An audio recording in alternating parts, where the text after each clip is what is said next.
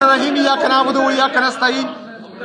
आज मैं लाहौर अपनी तंजीमी दोस्तों से मुलाकात के लिए आया हूं और इंशाअल्लाह ताला इतवार के दिन तक यहाँ रहूँगा।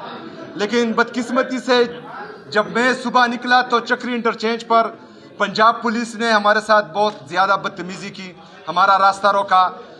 उसके बाद जो है हमारे कारकुनान को हरासा किया गया, कुछ हमारे दोस्तों को गिरफ्तार किया गया। मंडी बहाउद्दीन और सरगोदा से आए हुए हमारे लीडरशिप के साथ बदतमीज़ी की गई, उनको रोका गया। जब वो आ रहे थे तो उनको फिर उठाया गया, जेलों में भेजा गया।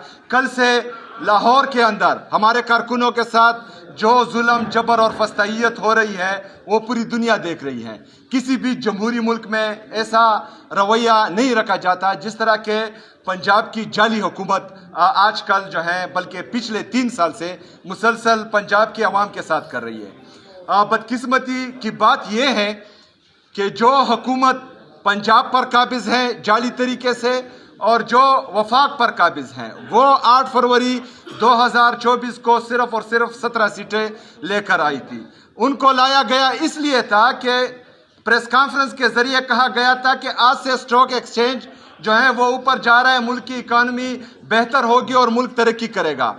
लेकिन वो तो नहीं हुआ। जीडीपी ग्रोथ जो 2022 में 6.2% पर था, आज वो 2.6 और 3% के दरमियान है। जो कर्जा 2022 में मुल्क पर 43 अरब रुपए था वो 3 साल में 80,000 अरब रुपए तक पहुंच चुका है। जो हमारा इंडस्ट्रियल ग्रोथ है, बड़ी बड़ी जितनी भी इंडस्ट्रीज हैं वो मुल्क छोड़कर जा रही हैं, वो अपनी फैक्ट्रियां यहाँ बंद कर रही हैं। हमारा इंडस्ट्रियल ग्रोथ मनफी में जा रहा है। जो बंदा बुलंद व बाला दावे कर रहा था कि मैं पाकिस्तानी अवाम के लिए अपने कपड़े बेचूंगा, वो PIA बेचकर आज बैठा हुआ है। मुल्क की ये हालत है कि पाकिस्तान का नौजवान 30 लाख ऑलरेडी जा चुका है पाकिस्तान छोड़कर।